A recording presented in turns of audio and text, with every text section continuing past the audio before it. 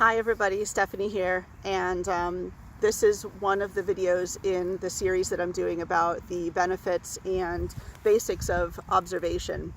So I've been talking about how to incorporate observation into the time you spend with the horses, and it's something that's been hugely important and hugely influential in the time that I spend with horses and humans. Observation is often the way that I start pretty much every horse-human interaction, whether they are new clients for the first time or returning clients that I see on a regular basis. We almost always spend some time observing the horse or horses, whether they are outside in a stall, in a group, by themselves, it doesn't matter.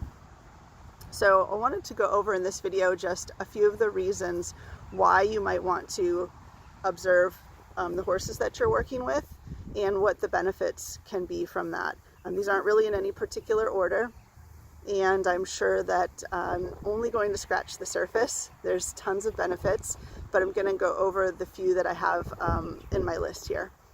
So for one thing, it's all learning, right? It's all learning. You're just getting to know the horses as individuals.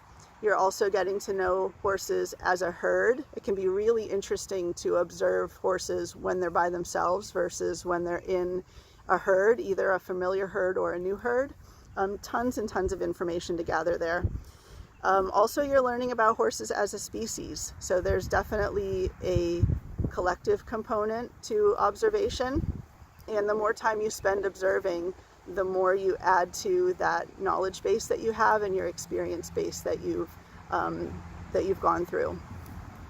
So tons and tons of learning, and as I said in one of the other videos, it's important when you're observing to try to stay open and curious and neutral about things, especially in the beginning, rather than assigning meaning and labels and stories and values to what you're seeing. The longer you can stay open, usually the wider the perspective you'll see, or the bigger the picture that you'll see, the more patterns you may start to notice. So it's really, really a good habit to get into, to try to, instead of labeling something or assigning a meaning, to say, wow, isn't that interesting? Kind of leaves things open for further interpretation as you gather more information. All right, so besides learning about horses as individuals, herds, and species, it's also a really good way to just get a baseline on the horse that you're going to be interacting with, or the horses you're going to be interacting with. And honestly, this is bi-directional. So as you're getting a baseline on the horses that are in the space with you, they're getting a baseline on you. And that's important. It's important to spend a few minutes silently being in the space and gathering information. It gives you a lot of clues as to what your next steps could be, what the next right step is, or what wants to happen. And it can also give you a bit of time to see what's up with your horses. Another benefit is, I think I already mentioned this, but is seeing the bigger picture.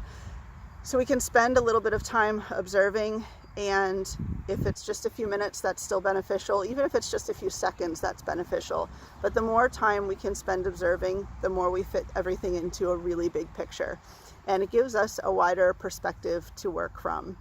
And that can be in problem solving, in horse training issues, in solving rider problems, in working through life's challenges. If you're in an equine assisted learning session, patterns are super, super helpful to notice, and you don't notice patterns without giving it time for patterns to emerge, and without withholding the judgments and the stories for a while, to allow those to emerge, and then you can see what you want to do with those patterns.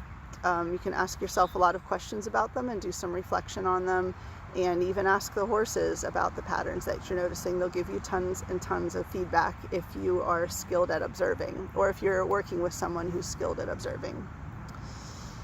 The feedback that you get from the horses can give you different perspectives on what's going on. Again, whether that's a riding or training issue that you're working through, or a personal development issue that you're going through.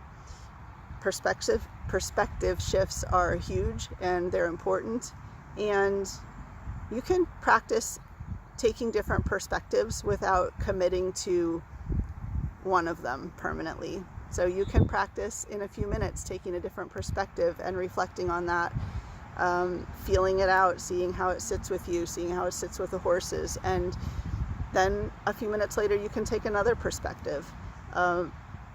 And observing how the horses are reacting as you're taking different perspectives is going to give you tons and tons of feedback.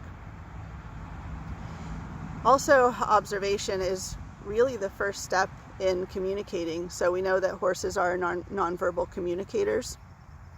And when you spend some time observing them, one of the things that you're really doing is listening to them. And it's incredibly amazing how much horses will say to us when they realize that we are indeed listening. It can be something that takes some horses a while to, I don't want to say get used to, but there are lots of horses that are a bit shut down because of their training and conditioning and their experience with people. But once horses realize that they can say something to us in their way, which is nonverbal, and that we hear them and notice them through observation, they actually will start talking to us more and more. And that can be a really fun process to watch unfold. Some horses are very communicative right off the bat and very expressive, and it's obvious what they're saying to us through us observing them. And other horses are more subdued, more subtle, more quiet, maybe more shut down. And sometimes those can take a little while to unfold, but observing is the key to letting the horses know that you're listening, and then using those observations to decide what the next best step is, and letting the horses know that you've heard them.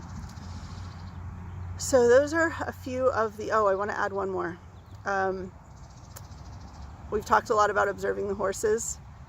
Just another little note, observing yourself can be hugely important also. We spend a lot of time looking outside of ourselves for information, but when you take a minute to observe yourself, and that can be your noticing your breath, noticing your thoughts, noticing your posture, your actions, your emotional state, any kind of observing you do of yourself is, again, a huge way to gather information about the moment, to start putting together patterns, to see the big picture, to get different perspectives, and to listen to the wisdom of your body and the universal wisdom available in each moment.